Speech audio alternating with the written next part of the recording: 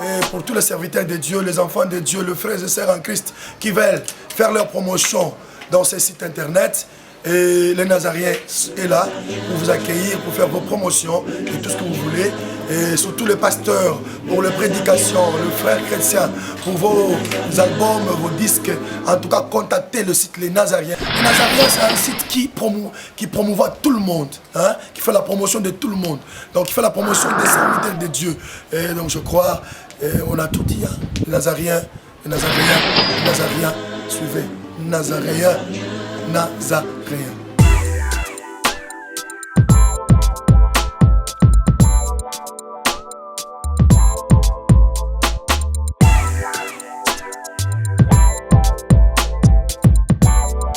Mamé du nouveau à Kinshasa. Reconnu par son professionnalisme dans les domaines de pressing de qualité supérieure, Kolata échangé et Sika.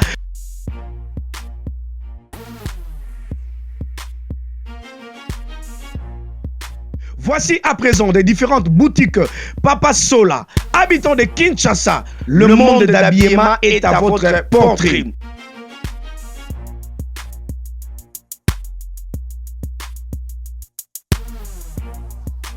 Vous y trouverez les costumes de haute gamme,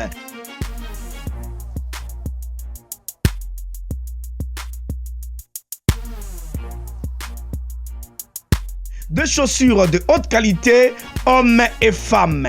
Nulle part ailleurs qu'à na boutique Papa Sola. Homme d'État, ministre, député et autres. Olingo Ngenga, Olingo Tangamafuta.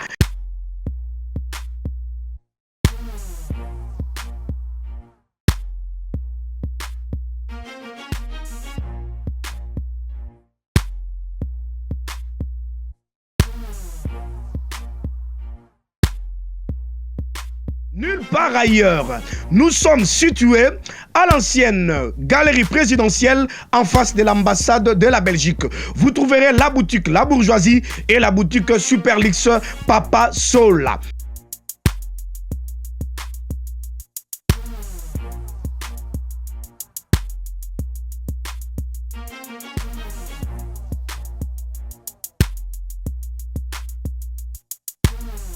Retrouvez-nous encore au couloir de la nouvelle galerie présidentielle, la boutique Superlux Papa Sola.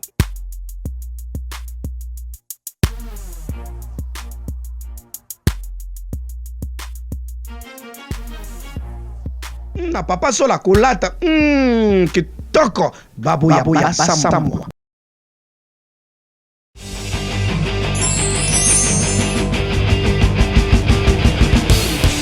Depuis l'âge de 50 ans, je suis une apparition, je suis un belé, je suis un signe, un internat. Moi, je suis un bébé. Moi, je suis un bébé. Je suis un bébé. Et ça, je suis un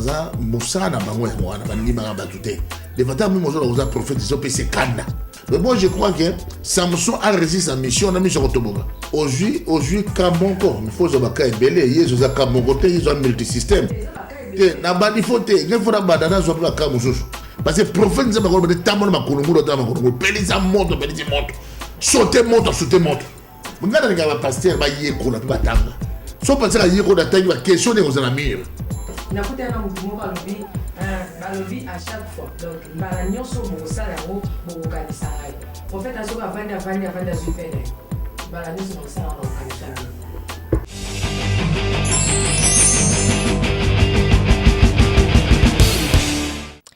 Bonjour, shalom, aussi bonne fête chez vous, vous qui aimez la bonne humeur. La bonne humeur, c'est le www.lesnazaréens.com avec votre humble servant de l'Éternel, la sœur Tiffany Mokwa. Aujourd'hui, en tout cas, laissez-moi vous dire que j'ai le réel plaisir de vous présenter cette très belle émission A0. Comme vous le savez, A0, une émission pour vous faire découvrir le point zéro, le parcours des hommes de Dieu. Donc, disons, leur parcours avec le Seigneur du début jusqu'à ces jours.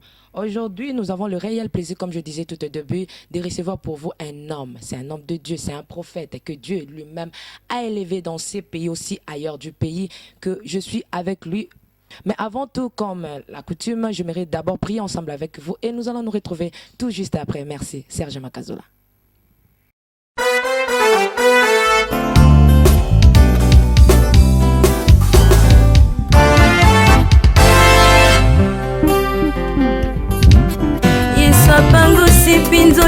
vi na ngai mpe alongoli bapota na motema elongi ya mawa ebongwani na esengo bato basotoki na si nakomi sedwi mpona yesu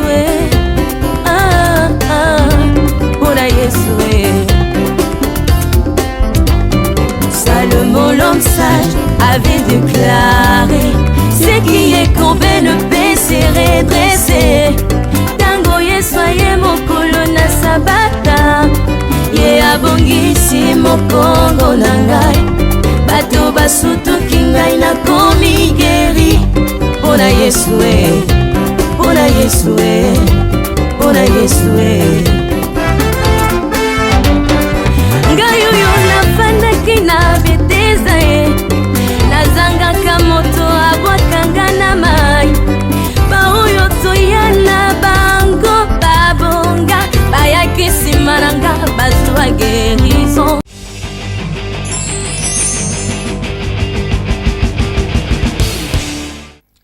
Merci, je pense que nous sommes déjà de retour et ce cantique a fait plaisir énorme. Donc je prie avec celui qu'on appelle le pasteur Alain Bosengue depuis Suisse et surtout avec le docteur Alfred Coupé-Salom selon le cœur de Dieu depuis Paris. Je pense que je vous disais tout à l'heure que je suis avec un homme de Dieu, c'est un prophète. C'est un prophète que vous connaissez aussi bien, que Dieu a élevé dans ces pays, énormément dans ces pays et aussi ailleurs du pays. C'est le prophète Emmanuel. Big Donc, prophète. le big prophète comme on l'appelle, le big prophète. Sans plus tarder, je m'en vais déjà dire bonjour papa. Bonjour bien-aimé. Papa, en tout cas, laissez-moi vous dire que nous avons vraiment le réel plaisir parce que Oyambi Bisso bien, malgré nous les bêtis, en tout cas là je dois le dire, malgré nous les bêtis, au PC Bisso accès tout le monde ananayo. Merci. Et qu'est-ce que vous pouvez dire déjà d'avance aux téléspectateurs, aux enfants de Dieu, au peuple de Dieu qui nous suivent en ce moment? Je présenterai mes vœux le meilleur à tous qui nous suivent, leur disant que Jésus-Christ est Seigneur, le Dieu de gloire, le Dieu des esprits des prophètes, c'est lui qui nous attend à bras ouverts pour que nous puissions accéder au royaume par sa grâce, par son nom, par l'esprit qu'il nous a laissé. Donc Dieu bénisse ceux qui nous suivent parce que Jésus revient bientôt. Merci, Jésus revient bientôt. Aujourd'hui, le prophète Emmanuel Lumbu, le big prophète, est élevé dans ces pays. Est-ce que le prophète dimension onzamba tombo la atiayo na élévation au monde amude eya to tope ekokate tope ozelaka élévation mususu eya en dehors onzamba peso to bisiko onzamba tiki? Je crois que il m'est difficile de reprocher le Seigneur. Je peux peut-être me reprocher. Mais place Nzambe à Tchétaï, je crois à une chose qui a sollicité. Nzambe a sollicité Nikoloba, Azali Sousou Sala. Donc, élévation d'Anga d'Ako comparant par rapport à Mototé, pour Motoda Moto, Bengami n'appelle Naye. Na place à Tchenga jusque-là dans Osala Moussala, place à Kochanga, puis dans Osala Kaka Moussala. Mais je crois que Nzambe a dit que mon serviteur prospérera. Il s'élèvera, il montera plus haut. Donc à prospérer, à s'élever, à monter plus haut. Donc il y a des étapes dans le ministère à monter. Pour prospérer, il tombe dans mon sens. Il y a un combo ébanate. Mais il y a des moussala zosala. Message ni mbapesier. Message ni azoyanango. Et différenciation de son bénacate à corps du Christ. C'est comme ça d'être modifié par tout mon élévation au tout parce que ma mission m'a créé yebani. Bato bele bayebana ko le kabiso wa Michael Jackson. Va bimina nzambe nini? Voyez? Donc koye bana musa nzambe to élévation c'est plus pour le royaume, pour le côté royaume, pour gagner ba âme ba qui n'est pas nzambe. Voilà. Merci pour gagner ba âme ba qui n'est pas nzambe, mais laissez-moi, je sais que vous êtes vraiment vous êtes vraiment dans soif ou au côté déjà dans le terrain il y a prophète parce que puisque vous avez besoin déjà de côté dans le terrain où il y a prophète, même qui est au côté mais prophète et ça n'a pas tout où il parle dans kayo. Oui. Oui, peut-être, oui. Mais misusu pe bazali na ministère oyo za na ya prophétie. Oui. Balingi ba lâcher. Pourquoi balingi ba lâcher? Parce que bazo mona ke parfois on nzamba lobela bango ezoko kisamate bazo kokota toujours na ba échec, baza komela toujours l'échec balingi ba lâcher. Na mon mukuse prophète Emmanuel nous dans le big prophète, c'est comme ça qu'on l'appelle. Outi dans le meilleur thé. De l'autre côté na bureau ya bien boy. Outi na vie moka ya bien thé. C'est qu'on outi pe na vie moko boy. Ba kolanda o kuma baza encourager o yebisa bango outi wapi. Je crois que Moutuna Mokili, Soka Landi, Onzama Lobi, Naye, Paosa, Naye, Agozana Mertimte. À chaque jour suffit sa peine. Mais ce qui m'a donné que se comparer dans ma souche, place Moutakoma, on n'a pas si yangouana. Quand tu as la vidéo par rapport à Badinga, tu as par rapport à Pel Nayo. Et ça, tu as des gens qui sont immeubles, qui ont échoué. Il y a des gens qui à combien d'églises, il y a 10 000 membres qui ont échoué. Bah, besoin de ça, Benga était pas de la prédicateur de l'église, mais de la prédicateur corps de Christ. Besoin de ça, Benga pas de la prédicateur corps de Christ, de la prédicateur de l'église. Bah, message, c'est un message dans la dimension locale, dans la dimension internationale. Nzamba za na bateau, à Tina Bicolo, dans bateau, Valentine Nakata l'église, dans le templier, c'est lui qui annonce l'évangile. C'est membre de l'évangile, celui qui travaille dans les temples, c'est lui qui travaille à l'hôtel, mange à l'hôtel. Donc, tout le monde a dimension de travail. Mais, le prophète a dit, Oyo a outil le corps de Christ Nyos. Moana, Oyo Azadaki encadré dans le passé Mira, Ngoma, et puis dans mon étendard, Badabou Moana d'abord, dans un peu de 10 dans le Watanga, dans Goemata, dans l'école belge. L'époque où Nabiso a finalisé, dans un berger, il y a un groupe de prières dans 4 écoles Nabiso. Et puis, Koko Nanga, c'est là qu'il y a une église dans Zambé Malamu, Lumbu Kapita, parce que moi, on a 15 ans. Alors, Naba Koko Nanga, tu es pasteur, je suis là dans Zambé. Alors, Zomona, na 4 Makamwana, appelle Nzambé Bengamaki et pas Inangaï. N'a pas appelé Nanga Badabo Moana. Mais il y a des gens de façon sur la rappel, des fakis ma rappel. Au bout d'un an, au bout d'un an, tinza, au pécho maillé, le comprendre yango. N'a depuis l'âge de 50 ans, on a belangaï. N'a pas une apparition, n'a pas une belé, n'a pas une signe, tin internat. Moi, je vais dire, ok, bah, n'y a pas de bagno comme bébé. N'a pas de quelqu'un qui est là, bon docteur, là, on boit, bah, camarade, n'a pas dans internet, bah, yébi. N'a pas de signe prophétique, on a dans un bandakal. Mais tout dans un enfant d'internet qui a entouré n'a pas de belé, n'a pas de lien, parce que on l'a pas eu comme un sur le barabon. Donc, quand ça a monté, ils ont au Kala. Mon dé n'a pas battu M. Gaspard. Je bénis le nom de Dieu parce qu'il est encore vivant. En Zanzan, à Stavelo, en Belgique. Ton nom est à Bruxelles.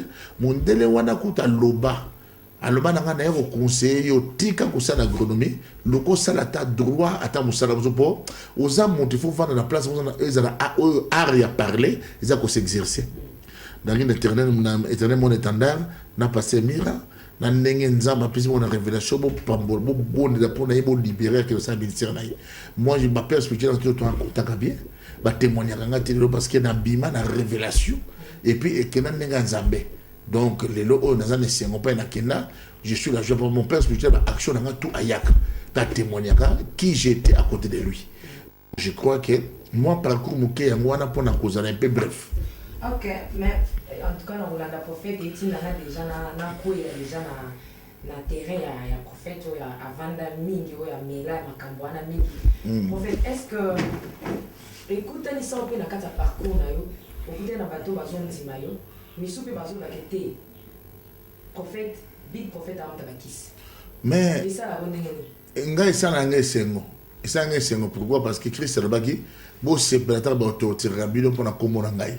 Moi, dans Zambie, mon Jésus Christ, je suis été bon biso. Et ça, la bateau, je suis baza, Moussa na bango ya mwana, bandi manga batute. De fata mi mozo la uza prophète, ils ont payé kanda. Ils ont prophète, moto la baza ministère mokili, ils ont sévère dans le moto la baza prophète, ils ont énervé. Donc je pense que moto est libre à garder position dans une ligne, mais c'est tout ça Moussa na Zambie. Parcours en Zambie zamoulaï, moto ça a un message à six à milliers, message est épatant et il y a toujours des fois comme mais la nouveauté au début ils ont mal compris. Au moment où la position de ma ligne, mais tout le monde coupé sa position avant tout ça là. Et bien là, des gens qui ne prient pas, mais bah juger ou juger. Pourquoi? Parce que des fois, à cause là, ma boque, ma père spirituel, mon bah t'es évangile mon sous. À côté de l'évangile, vous savez quand oh écoutez là où ils ont raté. Tant que j'aime dans la retard, pas dans l'ignorance. Mais je vois dans l'assemblée de Dieu, mais je vois dans la catholique, je vois dans la protestant. Mon nom dans la place à monter. Nous avons dit dans ma pévalon. Tu coûtes le christianisme. Ce monde. Bah de besoin arrière souche dans ma maison réclamer bango. Dans le sens que azawana dans la bonne conseil la maïté. Conseil ma fouta de pour exemple arrière souche là. Mon so pas route on dit pas au Saint-Esprit qu'on mettre dans toute liberté. Et puis ton zana onction mon côté mission pour ton mission mon côté. Ton parole dans la Bible le GI a été ouais pour exterminer la maison d'Akab. Ça veut dire que pour le domaine de Moussous, j'ai échoué. Mais pour la maison, il y a câble. Attaquer Bundana, Zeta Kombo ou gagner pour Aza ouin pour ça. chaque personne est loin pour un domaine. C'est-à-dire, loin et peut-être la grâce à une, dans une, n'a champ à exercer, n'a message qu'on apprécie. Voilà. Il y a un moment où apporte Paul à l'Oïboy. Et apporte Pierre à l'Oïboy. Bokeba, mon ninga n'a biso Paul. Ba lettre na union sur ça la rabo. Ma kamalo ba que ça mon zindo peu compliqué. À telle scène que tu des catégories les personnes ignorantes et mal affermies en tort de le sens pour leur propre ruine. Bah, tout le monde à comprendre, à conclure. Car il y a des gens, la fin de l'intelligence leur pousse à conclure. Moi, à conclure, l'autre, ils ont donc, ils ont magie. Soit ils ont qui magie. Nous n'avons pas de magie. Soit ils ont tout dit, nous avons ça. Nous avons besoin de ça. Vous voyez? Et là, nous avons évangile, nous avons tellement de miracles. Mais l'évangile a bon ça. Même Moïse a Kabola, et Kabala, vous pouvez me miracle. Il y a des gens qui sont comme ça. Quant à Bissot, je crois que Jésus-Christ est un Dieu de miracles. Si vous ne croyez pas en moi, croyez au travers de ses œuvres. Je suis venu jeter un feu sur la terre. Les fils de l'homme sont venus pour détruire les œuvres du diable. Quand on parle de la destruction des œuvres du diable, on parle de ça en masse. Il faut qu'on détruise les œuvres de Moussa dans l'Union. Et par mettre Moussa, on veut dire de Sila. Et qu'on continue encore. Parce qu'il y a des champs, et puis la moisson est grande, mais il y a peu d'ouvriers. Prions que le maître de la moisson envoie des ouvriers. Les ouvriers, il y a sorte. Parce que Missa les est belé. Ouvrier à dernière heure, il y a un bango. Moussa y a Moussa la délivrance. Moussa y a Moussa pour la bonne amie. Moussa y a Moussa pour la maman. À côté un évangile, point mot aussi ma maman ou à zone dans révélation. Vous avez un point mot aussi bas dans une révélation. Vous avez un point il y a des divisions la délivrance dans une révélation. C'est comme ça que ma maman est amoureux. Merci. En tout cas, la question que je vais vous donc il y a tellement de bébés dans la zone dans Tikani. En fait, tous les cimetières au lobby que bakoko na yo ba celle là qui nzambe. Non na ba descendance no tank ba pasteur ba zakia na kat. Est-ce que to ko ba ke yango te mute sali oyo eloko yo za nango to pe ba pasteur muso to pe ba prophète muso ba za ko échouer parce que c'est si mana bango ils ont réclamé. Non. Ezaka pour na bongo te. Ngana ba papa na ba sala ngi ba koko na ba sala ngi nzambe o ba sala pe ba solo ka bazalaki. Ba sala ba maji ba ndoki pe na famille na biso bazalaki. Mais bande ko na pe tout ba pasteur. Mais belé pe ba benga mina musala nzambe. Mais eli ko ba nini eli ko ba ke choix nzambe tomba li ko la moto. Tomba ba fa mususu prophète Zalate. Moto Zalate nzamba poni moto na ye. Ba prophète mususu ba échouer qui leur a dit qu'il va échouer. Peut-être ba ko je chèque na bango par rapport à mandinga bazomona. Moutago mi mona ta échouer pour nzambe ta bengio. Eli ko ba ke si la prophétie tarde, attendez-les, s'accomplira. Et attendez-le au pour monique, aux hommes de clarté, aux hommes de voiture à malongate, aux hommes de l'opango, aux hommes de échoué. Et dans le chèque, nous pas dans la voiture, dans l'opango m'a échoué. Nous pas dans la voiture, dans l'opango m'a réussi mission. Mais moi, je crois que Samson a réussi sa mission, on a mis sur Otoboga. Tant qu'on a mis sur Otoboga, on a réussi sa mission. Tant qu'on a mis sur Otoboga, on a mis sur Otoboga, Samson a longi pour ça. Temple à Philistin, temple à Dagon, à quoi ça m'a renversé dans son couloir. Moi, je crois que homme de Dieu, un jeune prophète au lobby, les mater, les mater, à cause de la moment, Moïse, tu vas Seigneur, je suis pas plus que mes pères. Eli a qui mange Isabelle. Moment il y a bon yaka, il y a bon foyer, il faut qu'on enseigne sur la crise spirituelle. Comment gérer les crises spirituelles? La crise spirituelle, il y a rien comment. Des fois, un grand homme, il y a foi, a prié les moutons pour échouer. Des fois, il y a un monde qui a échoué, tant qu'on a permis de moutons en koufa. On a perdu de confiance dans Nzambe, après de confiance dans la foi. Il faut monter la confiance dans Nzambe, Père. Pour Jésus, croyez en Dieu, croyez aussi en moi. Le fond, il y a perdre ta confiance en moi, il y a un coup aux oies. Des photos, c'est l'homme, mais pas au bout d'un choc. Des fois, mon homme de Dieu m'a fait à Koufi Karaboy. Oui, Seigneur, soyez vous dans la faible, à Koufi Bogongaï. Mais l'homme est qui a la crise spirituelle. Au moins, des fois, ma faiblesse à prière, mais dans mon pio, tu peux fréquenter Batou, oh, va sembler la gamigité. Au côté d'un monde, critique, au prière à Souto, il y a Sunza Bété, au milieu, il y a critique à Batou. Mais il y a une crise spirituelle. Il faut que Batou, il faut aussi relever. Na foi pe na maloba nzamba loba na yotanga benga kayo.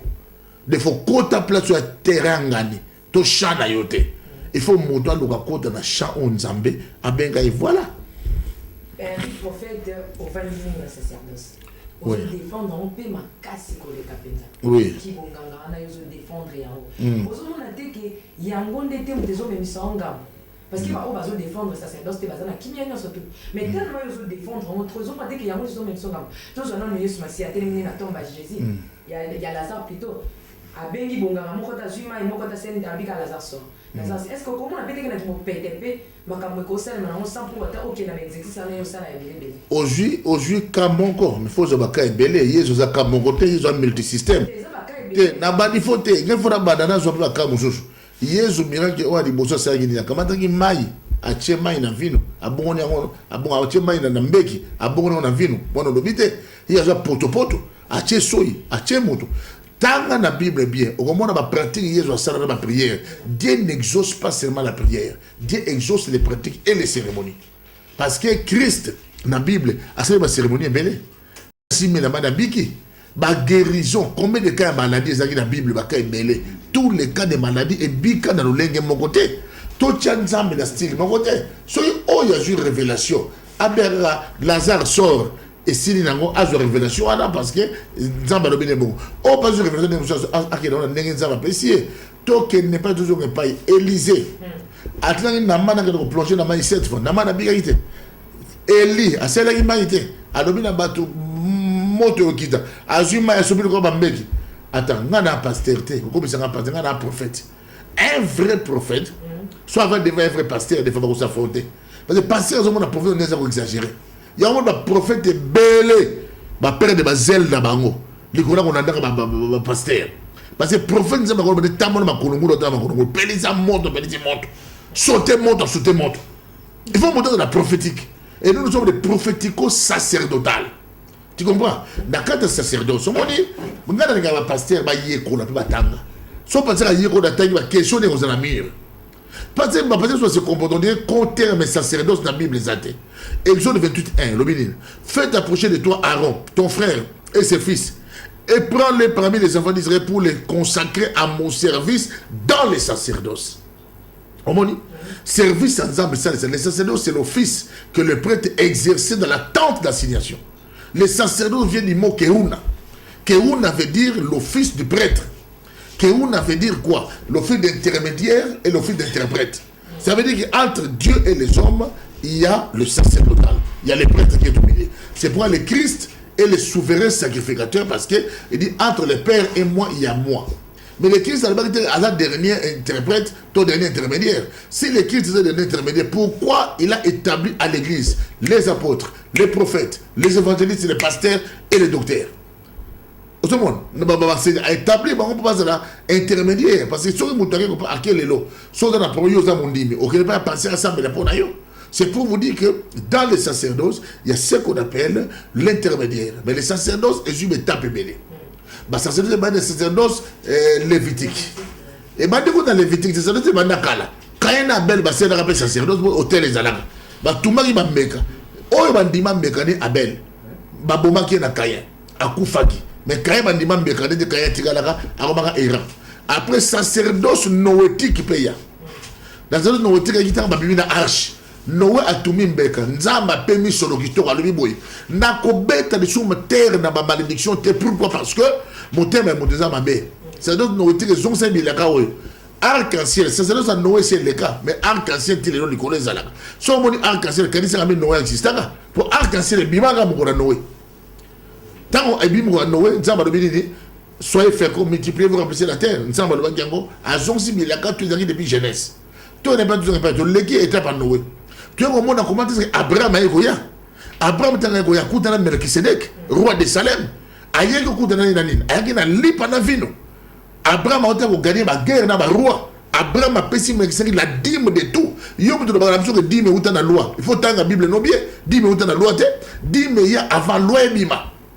Avant Moïse a botaba. Abraham a sapé sa dîme la dîme de tout. Onction d'huile. Bon, la loi. Avant, tant Jacob a oindre l'Ibanga, n'a Moïse a botamité. Et quand les gens disent que l'eau est le cas, l'eau est le cas, l'eau est le cas comment? Son l'eau est le cas, jugement dernier, c'est pourquoi. Bible, les lois de ta sainteté sont éternelles. L'anda et l'eau, dans la loi, il faut d'abord dissocier. Dans la loi, nous avons quoi? Nous avons les ordonnances, les préceptes. Nous avons, dans les ordonnances, les préceptes, les commandements. Nous avons les coutumes et traditions. N'a expliqué. Ordonnance c'est ali o ezako gérer ba culte ba précepte auto temps mono na mokili oyo ba commandement zaki 10 on za pesa ki biso yeso se romi balé Alors, coutume et tradition, pour connaître la talit, et ça, le quoi, la circoncision. Moutou bakati ngengate, akende lona, akende felote, mais moi, c'est n'yonga yo. Bato bato bino bato sala bozo bino ba judaïsme, mais pourquoi bino bakata bino ngenga? So yo na ba yuda te faire bakata ngengate, bakata ngenga pourquoi? Merci. Tu vois? Donc, si nous devons voir des choses, il y a des gens qui ont l'envie de conflits, mais il faut attendre à ma commis très bien. Parce que au lingo lingate, Israël, c'est mère de l'église, peut mère y réveil. Parce que l'église, tout le temps, ma ville, tout le temps, est d'Israël. Mon livre qui traite les émotions d'Israël. Jésus, pas autant d'Israël. Et Bible, le salut vient des Juifs. Au monde. Mais tant que je n'ai plus besoin de la loi, Bible dit que la loi, c'est pour ma bé. Moutuma là, mon bana, ko yibate, ko bomate, parce que ceux qui sont connus par l'Esprit de Dieu sont enfants de Dieu. Et le roi n'a pas de gouta la yozo bananga, ko yiba moi si n'angate, n'a aussi des gars. Yo brunga dans un pidic, pour être moi si na yo. Nous ça pour na batuma B, mais pour na batuma lamu. Azan a besoin de banete ko bomate, ko cholate pour ceux qui m'ont lima tambousier, à ko sala makamboana te. Yanga porte par baki, na besoin loi na binote. Parce que loi ya esprit et kango langa na ba loi na bino. Loi na bino ko bomate ko yibate na posa bolo banangate. Boko no bana batu babe. Mengate, c'est les gens doivent comprendre les écritures. Vous ne connaissez ni les écritures, ni ma profondeur. Tout le monde a siècle, tout le monde veut mettre vie à ta tangité. C'est ça l'erreur. Yango somo na catholique batu base la maturité bako de domaine makabwana ça c'est le long lévitique c'est le satanique pesa ba magie ba c'est ba dagon ya ba bal izali tout le monde peut sacerdoce lévitique et koya na ba loi lévitique et ça y est ba loi perpétuelle pour ceux qui lisent la Bible avec moi après tout le monde a sacerdoce et il y a Christ, l'époque apostolique, l'époque Christ, l'époque transition. Christ a bien ici, mon toit, qu'il n'est qu'au offrande à sacrificateur. Le Christ reconnaissait le sacrificateur. Le temple Christ a donné au terre. Et ça a une norme mosaïque. Et il dit, je ne suis pas venu abolir la loi, mais l'accomplir. Et il dit non à l'abolition. Que les gens lisent bien la Bible. C'est lui qui a levé cet iota. Alors, on l'a frappé. Mais Dieu est un Dieu de dispensation. Il est autorisé à tabater tout le monde pour sacerdoce à l'éloté. Christ a les gars pour l'ambition. Mais les sacerdoces à l'élo, tout dans la masse, ça conduit dans l'île. Et elle est conduite dans le nom de Jésus-Christ. Et elle est conduite dans le Saint-Esprit. Et après, qu'on a la loi perpétuelle. Et elle est conduite dans la grâce. Ça veut dire que les sacerdoces à l'élo, sans Jésus, il n'y a rien. Même dans le tabernacle, il y a un fongolo qui est sur la carte. Le tabernacle, il n'y a pas de vie. Lié saint, il n'y a pas de saint. Il n'y a pas de vie. Il n'y a pas de vie dans l'île. Dans un hôtel de sacrifice. Christ a yagi. À l'écran qui n'a pas vu dans le sacrifice, n'a qui vous dirait, bah, sur la bambeka. Christ a l'écran dans baptême, qui vous dirait. À l'hôtel de sacrifice, dans les 40 jours, il y a un jeûne dans le désert. À quel dans l'ISL, il y a un hôtel de parfum. Jésus m'a dit, sa renommée s'est fait attendre dans toutes les villes d'alentour, c'est l'hôtel de parfum. 2, à l'écran dans le chandelier. Il avait reçu l'esprit sans mesure. 3, Balobi qui est table plein de propositions. Balobi, il avait qu'on répand des paroles par toi qui n'est. Tu vas dans l'île très saint. Père Christ, c'est côté de mon compte. Dans l'île très saint, tu as quoi? Bah, chérie, bah, n'importe. Bah, tu as qui est mon Dieu, à côté, il y a des anges, bah, télémi. Bah, mon Dieu, à côté, de gloire. Dans 4 tu as une table, il y a plein de problèmes. Tu as une table, tu as une verge, il y a Aaron qui fleurissait. Christ, c'est le chilo qui verge. Tu as une manne. Manne, c'est la parole révélée, la parole que je vous donne, son esprit et vie. Tu as un propitiatoire, pas immaculé, bah, dans le côté, bah, zéla, bah, chérie, bah, qui plié. Place où on a foué, bah, dans ça, il y a Caïn. Il y a Abel et il y a la vengeance, mais c'est un Christ par là. Le sang qui parle, bien que le sang d'Abel. Pendant le tabernacle, le sang parlait. Le sang ne criait pas, mais le sang parlait. Vous voyez, c'est sang qui parle, pardon, l'incarnation parce qu'ils font. Donc, la carte de fête juif, tout. La gomme, c'est Christ, la fête à tabernacle, la fête à ma trompette, la fête tout. Je suis équipé pour ça. C'est la mission que Dieu m'a donnée. Vous savez, il y a la tu vois là, tout là, qui n'a, tu as une table et la loi. Qui sait abolir la loi? Qui dans il y a lié très saint, il y a dans pierre, il y a loi. Et dans il y a lié très saint. Voilà un peu pour vous d'autres explications un peu. Merci. En fait, je pense que toujours continuer quand la question la prophète, tout y a vraiment la table récente, ici quand vous mettez dans le solo, parce que sur le et puis on a vraiment déjà des colonnes à casser, mais dans ce ça tout que tout ça toujours amené il y a un zéro. Prophète, on dit que vous n'êtes pas un pasteur, vous êtes un prophète. Oui. Et le prophète. Là, il faut souligner. Tous un genre de prophète qui m'a tellement besoin. Il y a un prophète qui vient et il dit Moi, je ne suis pas un pasteur, comme vous venez de dire, je suis un prophète. Je ne viens pas pour prêcher.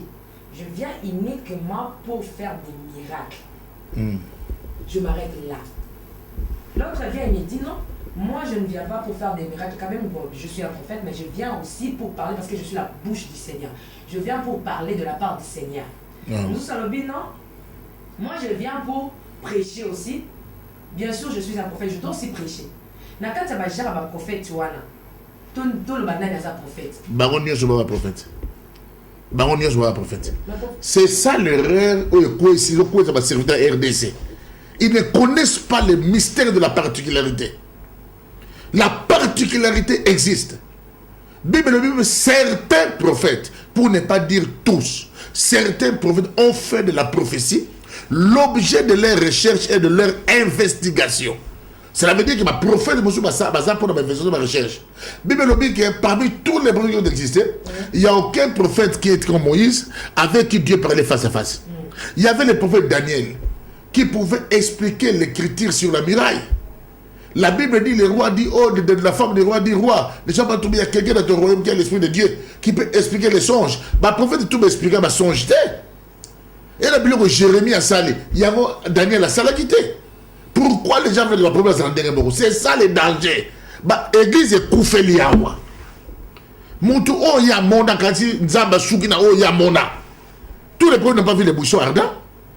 Mais tant que Moïse a pas que verge n'était nassé et comment qui nyoka. Pourquoi tu dis comme un colombe te? Pour un colombe des images en zambe. Nyoka tu veux nyoka des images en zambe. Tu fallait comme un colombe. Et puis pour la relation nyoka on est outé pas Satan te. T'es comme nyoka ba maïsa fera pas bogi à mon nassé. Et comme il y a sur Moïse de Méli à Bango. Est-ce qu'il y a après que c'est un Moïse de 100 ans qui m'a dit et 100 ans, il y a tika la libelle, Kangama, dans l'affaire de Moïse. Les gens s'amusent, vous voyez. L'évangile n'est pas pour les petits enfants. L'évangile est l'équipe qui ndoki. Et l'équipe qui ngangani au samokilio. Bazo qui Nzambe. Nzambe est un sali makambouana, Moïse, verge naïe. Et Méli bagnon soana. Papa, pourquoi? Dans la souris de la Sika, à couper sa onction correspondait à Sika. Mon onction était à Mbetenge, à couper son onction style à Mbetenge. Maintenant, Joseph d'Égypte, vous ne savez-vous pas un homme comme moi a la capacité de deviner? La coupe avec laquelle je devine, qu'on deviner, c'est différent qu'on prophétiser. Qu'on prophétiser, on parle de la part de Dieu, mais en devinant, on parle de la part des esprits. Mais Joseph a dit ça dans la Genèse. Moi, j'aime les gens équilibrés. Ça, dans mon débat. À Tangi Bible, là, j'ai mis l'euro pour mettre les ma père spirituel. Que les gens ne soient pas limités par haine. Le mot vérité est tellement grand qu'il n'est pas prudent de croire qu'on a détient le monopole. Des deux. La vérité restera la vérité, même si elle sortait de la bouche d'une personne que tu n'apprécies pas. Ça reste la vérité. Merci, prophète. En tout cas, comprenez mon émotion. Prophète, aux autres, les sacerdotes, aux autres, les milagres. Je pense que si on a benga yo, na bina ngate bino benga bongo. Ngana zo benga maître ya makambo itali bonganga. To pe maître ya makambo itali bonganga ya basako. Ni de yozo mona mabe, faut pas basala mona sacerdoce parce que nous on bina, baso ba bina faut pas mahamamai. Mais nous sommes un prophète. Tout ça, la sacerdoce, mais makambo kokota ba makolongulu ya ba bougie non. Ce que yo moko prophète ni o yozo mona qu'il faut pas basala mona kata sacerdoce. Landa ile on fond là yo. Oya jouer l'autre côté, à saler l'autre côté. Oya jouer l'autre à saler l'autre. Dans les sacerdotes, la clé c'est quoi? C'est le modèle. Moïse fait-le. C'est le modèle que tu as vu à la montagne. Que celui qui n'a pas de modèle ne se fabrique pas un modèle. Le modèle vient de Dieu. Un sacerdotal doit avoir un modèle qui vient de Dieu. S'il n'a pas de modèle, c'est fini. Il faut qu'il puisse avoir un modèle. Même à Tapo Nzambati na basoda na guerre, on fait sa modèle. Généon. Zoa basoda ou bazo mela maïle ko na mboa. Zoa bango. Ata baza mukeke na bango. Même tala, rends-toi compte que Nzamba lobi bo prononcer malédiction na mon ebal. Mais si on prononcer bénédiction kita qui est dans mon garizim. Pourquoi? Nzamba pas principe. On va changer en côté. Bible lobby 1 Corinthiens 4 1 à 2. Pour 1 Corinthiens 4 1. Tout le monde a 1. Ainsi qu'on nous regarde comme des serviteurs de Christ. 1. 2. Et des dispensateurs des mystères de Dieu. Battre de deux manières. Un, comme serviteur de Christ. Deux, comme dispensateur des mystères de Dieu. En qualité de serviteur de Christ, mais dispensateur des mystères de Dieu, c'est la maille, c'est la nyos. Maille, c'est la nzambete. Vine, c'est la nzambete. Mais nzambete, c'est la maille, c'est la vino. C'est la maille. Na okamo na yoka témoignage maïsé mo rapesi témoignage ba pia ki ndoka dans les bois maman na koko na yazo ki kopa mai a invoquer ki ndoka pia maman na meli ya zindoki bon pour ndoka seni mayo ya kelate mon bon pourquoi pas homme de Dieu pas prier les mai après ça na ndoka sena ndoki so mo na makambo na te pa na biso mi koneso aw ba to ba ya to prier na mai ya meli ba sans ki ndoki a sans le ko bebi makabango donc cela veut dire que dans le domaine de tout et loko joie modèle te ko salate et loko joie te ko naso nzamba dobi na tambo makongo na ngulu soit bien appelé sa moto, soit bien utilisé à temps de chaîner de l'aide dans celle là. Et pas dans un pian zam dans clôturer le pangoté. Et pas dans un Saint-Esprit dans clôturer là on le pangoté. À ça la liberté à agir parce que là où l'esprit de Dieu c'est la liberté. Oh ça n'a pas doctrine na ya ça n'a pas ni na ya ça n'a pas limite na ya ça n'a pas limite na ya. Ngai au malta au kita, je fais ce que Dieu me dit de faire et je vois le résultat. Prophète, vous dites que Nzamba ici Moïse ça là un modèle. Oh, quand vous si. Modèle. Mais prophète, il y a Midel. Donc Midel non, je crois que tu se comprends de Dieu. Abena Moïse, ça n'a selon les modèles que tu as vu à la montagne. Mais mon modèle à Moïse, même ça n'a ni David pas mon modèle. David a le biboué. Alors le modèle il est temple de Rotoa Salomon. Tonga mon modèle oyo pour Nzamba laki sango yemoko. Apôtre Paul Obéli, je reconnais un homme qui fut ravi sur le 3e ciel. Il a écouté des choses qui n'est pas bon qu'un homme ailleurs. Mais il y a des hommes ailleurs qui ont tant tout à l'heure, Moïse, dans le 3e ciel, mais apôtre Paul a fondé dans le 3e ciel. Daniel a bété sur le 3e ciel. Élisa a bété sur le 3e ciel. Nous avons écouté plus loin. Même mon prophète, Robi Mananzoto, n'est pas un document qui m'a dit, prophète. Mon Dieu, ça c'est soit prophète Abimagata Zamora Mouké, Bible Lobi Boy. Paul Abimaki, Ézéchiel Lobi, esprit à lever et bimi singai. Mais apôtre Paul Lobi, moi absent de corps, mais présent d'esprit. Et là, c'est Tala, Badba Kola. C'est le développement de l'homme intérieur. Un prophète Rofana Awa, Elisa va dans Azora Makabezo Leka, dans la chambre de roi à Syrie. L'évangile n'est pas pour les petits enfants. Badba Sabilité. Il y a un jour où il y a un Nzambe tâté en côté. Il y a un jour où il y a un côté de Nzambe. Il y a un moment où il y a un changer ma cabelle. Bible va salir Saint-Saint d'affaires. Il y a un Saint-Saint de grenadine. Pour me monter à ma lame. Oh, faire comme ma belle. Tu me vois, tu as l'angoka. Tu as grenadine, tu as. Nzambe le bon côté. Bible le dit après avoir mangé, il prit des grenadines. Et donne à ses disciples. Non. Après avoir mangé, il prit des liquides rouges.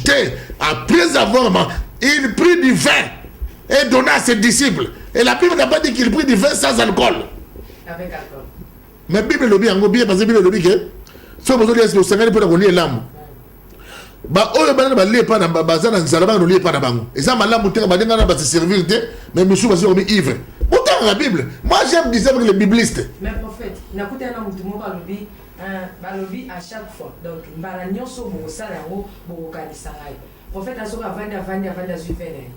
Mbala nyonso na sala na kanisa mbili. Je vais te dire une chose. Naza peut contre yete. Et vous choquez bino ba de émotion. Ne choqué.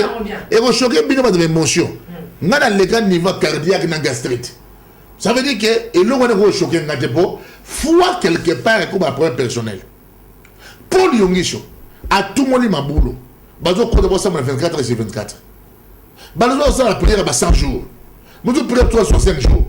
Et au départ la foi ya montu na révélation à lui. Tout y a eu une révélation à Méline Nengwana. Et que au lieu à ça, on va dégater.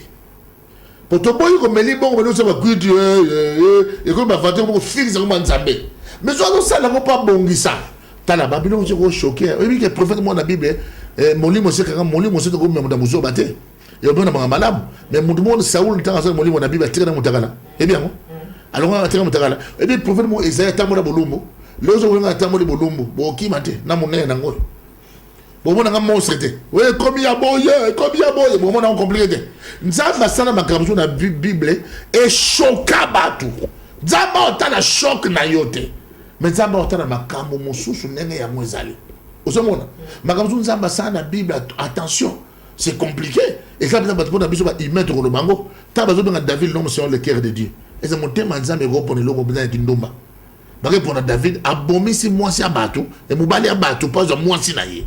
Apesi sous zemi. Ozomona. Tala tokuta na makambo na Bible yo, so bien nzambe pourquoi Samson, Bible dit il entra chez une femme prostituée et il y passa la nuit. So la namoza ndo apesa na mukongo. Donc Samson ça qui na yekobo. Na yekobo ça qui na moza ndo ba na tongo. Ba Philistin ba yokanga Samson, molimo agir a beti bango. Molimo bango kimi ate koboti, a beti bango. Mais sikoyo. Ka tanga teki secret suki na ye, a komi lo mona mokema ka sesile. Beaucoup de gens comprennent bon Zambé, bah autant mon bon Zambé. Bah le bijou bah il va bon Zambé dans sens mon corps. Mais bah il va pas profondeur était. Ou azolo bah likamba il pas outil, pas azou. Aïe modèle d'inazou. Maman n'engage awa femme mon bibanka azou sambe la bateau tout le monde ton sambe chaque 5 heures du matin. Et les modèle yazou. Moi ton sambe chaque 16 heures. Et les modèle yazou. Ndeko mwanza ko bonde bikolo o azo en Afrique de l'Ouest asa menene azo ki apparition nzambe na retraite na zamba moko boye pa yango zelo za ba tout ba na zelo ba zobika mama et alinda bon bira lamentation na Israël til le ba sima mira lamentation et ça la ratilelo ba obama to ba kenda ko na bamba tala ba do sagara pouvoir ba sagana mo jeter yo ko mona partout ba le pouvoir na Bible otanga ciel terre na mer ciel terre na mer ba otanga to pouvoir pourquoi partout le pouvoir tanga aussi le terre na mer ba to ba bi ajouter Bible zoloba bon to avana na livre na trône jazo tuna ba do tuna question na age nani ko fona livre ya ko perception ba lo bi kimi ezala ki tip kimi ya mozaka na wapota la likolo na tira sa mai muto ate et ça qui dit et bendi elelo maya miso alors peut-être je pleurais beaucoup donc on a beaucoup on a mis yo na ni da ba cracha na ba kosu après na souka l'un des vieillards me dit ne pleure plus voici les lots de la tribu de Juda vaincu il est digne d'ouvrir le livre et de rompre les 7 sceaux ah bon attends là malion azoya agnomo comme immolé pour savoir que c'est le travail de l'immolation qui a fait de lui un lion ayo besoin livre na a déceler on va faire vers ma fugami na ba kata être vivant ba yemi nzembo que azali digne il a assuré dans ça il a fait un royaume de sacrificateurs. Sacrificateur veut dire prêtre. Et ils régneront sur la terre. Nous formons un royaume de sacrificateurs, un sacerdoce royal. Nous régnerons sur la terre. Nous devons dire aux gens l'évangile du règne. C'est nous. Voici comment faut-il prier. Notre Père qui est au ciel, que ton nom soit sanctifié, que ton règne vienne. Le temps voici ici. Et les créatures qui étaient dans le ciel, sur la terre, sous la terre, mort. Et dans la mer et tout ce qui s'y trouve. Donc, Nzambe a chaka les Cameroun en spectacle. Les colons ont mona. Pour la ciel, l'esprit céleste ça, l'esprit terrestre ça, l'esprit à Zamba et Maï, n'a pas mort. Bazo ko mona exploit Christ. Nana osé ko to mona mongo ba ko to ba gagner tiedi. Vous mona. Ngana terre Christ na terre Christ terre, ba Christ wa zanga nguyoyo. Ngana terre Christ abunganga ya haut degré. Les aides pour banque ça. Nani? So na banque sur na banque pour la joie. Ngana na besoin yo banque. To na besoin yo banque. So ba to zo banga. Mo ngana terre terre mo da banque. Merci prophète. Moi na da banque tonga ba toboli yango. Je pense que s'il était Nazar vraiment la question tellement belle mais prophète il faut y avoir pas bazar il faut asala kibonganga naye phototi quand même prophète Serge Makazo a tel saka caméra naye parce que pasteur allait mosenga senga kiango Serge a tel saka caméra n'est pas prophète parce que prophète Allah na makamune o Allah mukana yango c'est comme si ceux qui attendent là le c'est quand prophète le roi makamba sacerdoce en bano le maman na futa pongi prophète ni le kokolo ba sur sacerdoce car à 2 minutes au bâtiment la non à rebater yo le bien bancal camé tel sacerdoce au bonisi sur le plan ni au bonisi la 2 minutes pour que baïba le prophète Allah la na wala kana les sacerdoces c'est le travail des prêtres ou yazali ko sala musala intermédiaire ça vient du mot kéroun en hébreu qui veut dire l'office du prêtre ça veut dire que Dieu instruit les hommes par les hommes il bénit par les hommes il établit par les hommes et quand il établit quelqu'un il fait de lui prêtre il a ses alliances avec cette personne et la personne parlera de sa part, il opérera de sa part. Un sacerdotal, il maîtrise la sacralisation. Il utilisera le support. il va manipuler ou influencer la géologie. Un sacrificateur, il doit comprendre comment influencer le monde des esprits. Il y a un monde qui aller au Seigneur en Belgique, il y a un sacerdoce. Comment influencer? Montre qu'on pouvoir dans le monde, ce qui a vaincre tes esprits. Avant même beaucoup de Samboka, il faut que nous amène à Bangomakoya. Il y a un moment qui Moïse a rencontré l'intercession d'Égypte. Alors quoi ça va divinité na bango. Motifaye baké partout ba le pouvoir la maille, ba le ciel, terre, la mer. Ba bien encore un peu de temps, je prendrai le ciel et la terre, la mer et les secs. Et je prendrai toutes les richesses, j'enverrai dans ma maison. Et le temple il peut être Kutanaka. Mais hôtel et les lieux où il y a point de contact, il y a ciel et la terre. Pas il va sacrifier ça là-bas, pas il m'a camé Kutanaka pour ils allaient agréer. Mais sur le hôtel, ba tchango na kati ya temple. Le temple est comme un sanctuaire. Il y a un monde siècle, Bible, le Nouveau Testament. Celui qui travaille à l'hôtel mange à l'hôtel. Celui qui a notre évangile mange à l'évangile. Celui qui travaille dans les temples mange dans les temples. Il y a les templiers. Il y a ceux de l'hôtel, il y a ceux de l'évangile. Jusqu'à présent. Je vais vous dire une chose aujourd'hui. Bougie, tout ça. Moi, ce n'est pas le terme bougie qui me choque. Ce n'est pas le terme encens qui me choque. Moi, c'est la révélation de Christ. Si le Christ me dit de faire, l'Esprit me dit de faire telle chose, je le fais. Tout le monde a délivrance. Quand ça la délivrance de mon sou, Zamba convainc que Zoa Moto Simé la carrière de Moto, dans une délivrance. Zoa Moto Simé à Simé dans une délivrance. Moto faut aller véhiculer. On Zamba Zamba c'est pas utile parce que Asali intermédiaire. Qu'on nous regarde 1 Corinthiens 4, 1 à 2 comme serviteur de Christ, comme dispensateur de mystères. Et pour dispenser quelque chose, il faut que il y a un moment Bible apporte pour la domine hébreu. Vous qui depuis longtemps devez être des maîtres. Un maître, un maître dans mon terme Adon. Adon, il a dit chef, il a dit enseignant, didactalos. Il a dit que mon temps, on paie sa cour, qu'on paie sa matière au yazo. C'est un maître. Mais il y a qui pour la paix, c'est bien makasi. Mais la coûte, il y a des égards miliki. Abi miliki, il y a des biloko banamike. Mais la parole forte est pour les hommes faits, hommes accomplis. On ne peut pas renverser les grandes forteresses dans ma prière à Mikoussé, dans la prière à Miké, dans ma dimension spirituelle à Bouké. Même Christ, ce genre de démons ne sortent que par des jeûnes et prières. Moi, je crois qu'il est temps de comprendre que de réduire le Christ. Christ, il y a une bombe dans mon témoignage. Donc, il y a une dimension à l'écolo. L'esprit nous confirme ce genre de choses. Tala, on appelle un exemple moko. Kindoki pe sacerdoce à Kindoki. So le lo ndoki aboka ni mutumba sunga passé na ko longo na ngote. C'est sacerdoce de l'Ekianga. Alors dans le monde des esprits, o wanile o moninga che so da supérieur na yi. Et puis koluba, so ki ministre che le président wanilango, so ki ministre che le premier ministre wanilango, so premier ministre che le président wanilango. So ki yo suko ba loki bana na yo, na ndoki yo prophète passé au révoquant. C'est un ndoki ale na nguya. Donc si nous sommes là, Bible le dit, dans tous les sacerdotes qui existent dans l'hébreu, il n'y a qu'un seul sacerdoce pour lequel Jésus-Christ agirait et pour lequel Dieu agirait. Jésus-Christ est sacrificateur à perpétuité selon l'ordre de Melchizedek et ça ne sera pas révoqué.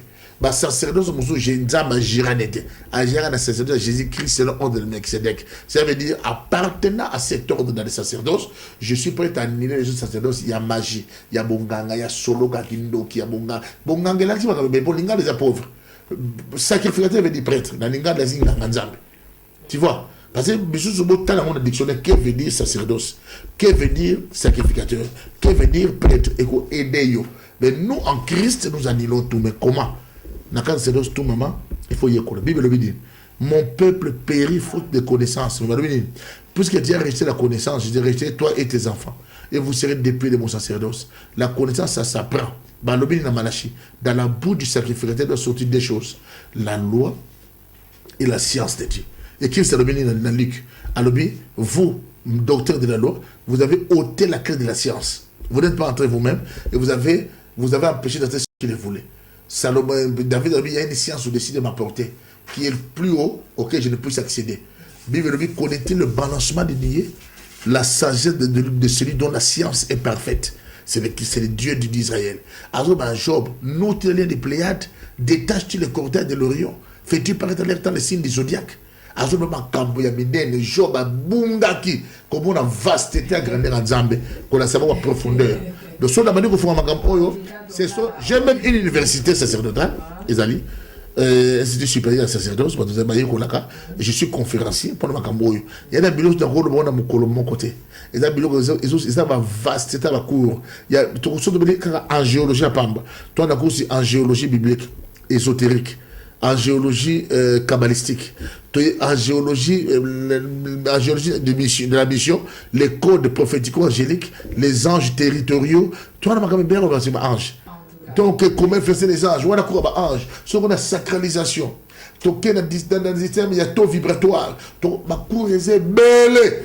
Il faut que dimension de Nzambe des autres coiffeurs. Bino écrivez na site na face na email na biso benga biso na numéro wana ozomona soko zo sepela keto yamba lisusu prophète allo balisusu na makambo allo BCP sio comment ba question na yo donc tika ko critiquer na sima donc tinda ba question na yo to senga lisusu to kutana prophète po to lobelela yango ou bien to ba kaka ndenge to ko ceux qui bo sepeli. Quant à moi je vous dis merci, mais avant de clôturer cette émission je donnerai au prophète to ça déjà na janvier ezaka ba micro ba fait ce qui na ba parce que bani basé belé na poto comprenez ceux qui ba salutation les aliments de la fin pour la nation, pour ceux qui sont en dehors du pays lilobana suka pour l'émission lelo papa lilobana suka ezadene ezake toyeba d'abord que Nzambe aza profond aza mozindo na pamboli Alain Bosenge aza na Belgique na Bruxelles pour le mosala sacerdoce dans un yoka na émission zomona wana zali siège na biso na Bruxelles pour na sacerdoto bo mona Alain Bosenge pe docteur Balou George d'Angleterre azali na Londres na Axbridge pas azali wana ya za na biso na Royaume-Uni et puis to ali bongo na prophète Prince Lumbu Masiala qui azali na Allemagne na ville de Dortmund ya simipe makamona biso kuna ya na dimension sacerdotale ba sacerdoto to les belé na Abidjan to na prophète Louison Lumbu Zizi Lumbu azakona na Abidjan pour na makanato sacerdoce to zali na Gabon to zali na Mama Pélagie azali kuna bango nyonso basimbi pour na makanato c'est-à-dire sacerdoce to ali la Pointe-Noire na prophète Samir to na des églises kuna pour na sacerdoce na biso na Kinshasa ngana zali na équipe nyonso balobali ko mona ngana ko pe numéro na nga 00243 99 70 29 401 00243 99 70 29 401 na bandeli 00243 99 70 29 401 pour la Vodacom 00243 81 57 68 052 00243 81 57 68 052 wana ba numéro na nga boko pe ko benga ngai quand à moi na pamboli pour année sigemani année 2014 14 chiffre oyo là-bas à Salaki et pas ya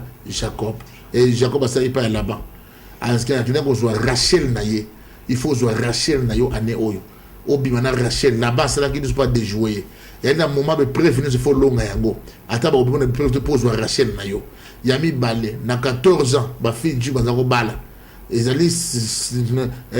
année à maturité il faut alliance ezala na ko bala de production yaka mon tout le ça na fa quand on alliance ya ko produire pe ezali collatéral cycle la maturité parce que ba ovulation même ya moi si et comme un mur na 14e jour pour échiter et ma forme makila donc il y a un moment où il y a mur ko za mur et puis dans la génération à Christ va kabola 14 pour la grande événement et pour votre information 14 boye bien ou bien pe boye barango et ali 7 fois 2 7 fois 2 et l'actinine 7 2 fois 7 plus 7 c'est 14 7 est perfection il faut donc perfection et doubler nous et la perfection fois 2 et na pamboli nzambe na pe na botama de 14 mars et ali pe date nanga et ali pe année nanga ikola ko mama vraiment bobo de pas na bino pour na ba bien na ba numéro na pesi bino je suis prêt à vous répondre à ma question na bino nyonso na ni pas de répondre na syllabus on a plus de 150 cours de sacerdoce to fond ba session na ndenge on est là pour édifier le monde pour édifier tout le monde que Dieu vous bénisse. Merci, la bonne humeur. Mon numéro c'est sur www.lesnazariens.com. À votre humble servant de l'Éternel, la Tiffany Moko, nous sommes déjà arrivés à la fin de cette émission. En tout cas, les réels plaisirs étaient pour moi de savoir de savoir que vous étiez vraiment nombreux devant vos postes pour nous suivre. En tout cas, vous allez un prophète, plutôt, excusez-moi, le prophète est Big Prophet, c'est comme ça qu'on l'appelle, le Big Prophet Emmanuel Lumbu. Yene mutazaki na biso tolobi otokoki oloba o etikali bokoki kobenga bokoki kokoma soit bobenge soit bobengi ngai toko améliorer soit toko yesu na bémission mususu na yakinga mon côté. J'étais avec Serge Makazola derrière la caméra et puis dans le montage bandeko basunga kibiso tikete nzamba pambola batono surtout balandi biso et puis basala nzambe tikete nzambe na bina pambola parce que supérieur mtapambola quand inférieur nzambe na bino mona ngai votre humble servante de l'Éternel la sœur Tiffany Mokwa. Je dis aussi merci au na pasteur Alain Bosseng, en tout cas merci papa na musalo au sali. Je dis aussi merci na docteur Alfred de Coupé Salam selon le cœur de Dieu depuis France. Aussi merci na pasteur Guilan Rema depuis Suisse aussi Orlando Bisso, ainsi que le pasteur Edo Ilubu na France. Merci, que Dieu vous bénisse. À plus.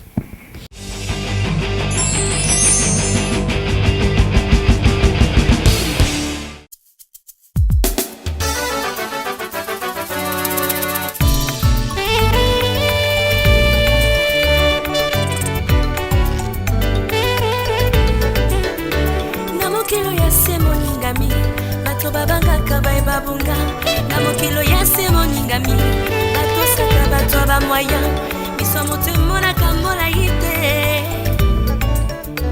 miso motemo na kamola yite emona kao ezali pembeni. Or tout ce qui brille n'est pas de l'or, or tout ce qui brille n'est pas de l'or.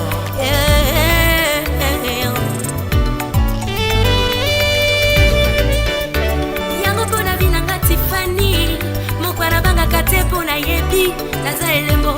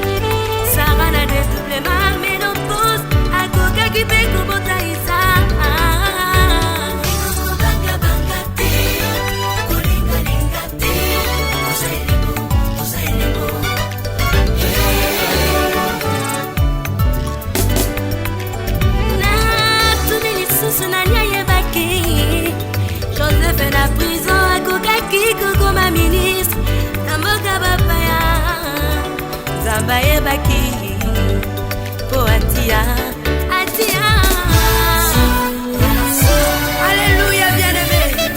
Oebitango batu ba mona kayo moto. Yalingi na bisoke nzamba mona ko moto kakate. Yes. Kasi nzamba so mono moto nzambe. Wacha ba charisme pe ba capacité na nzoto na yo. Yango tango fanda ka yo moko tutaka tolopelo baka. Yes. Alléluia.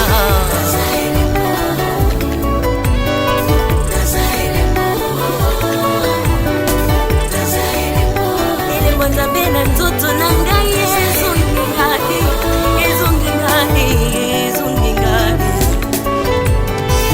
y a trois personnages na mokili basusu bakelama po bazala bekivana bango mosala na bango kokomaka se ba histoire jamais bakomona bango ekokota na histoire. Alléluia, bien-aimé. Nalingi na bisoke mokili ezala makambo ezala bato misusu bamipesa mosala uniquement po batongaka balinga alinga koma histoire vina yo ayebo oza wapi ozosala nini okomi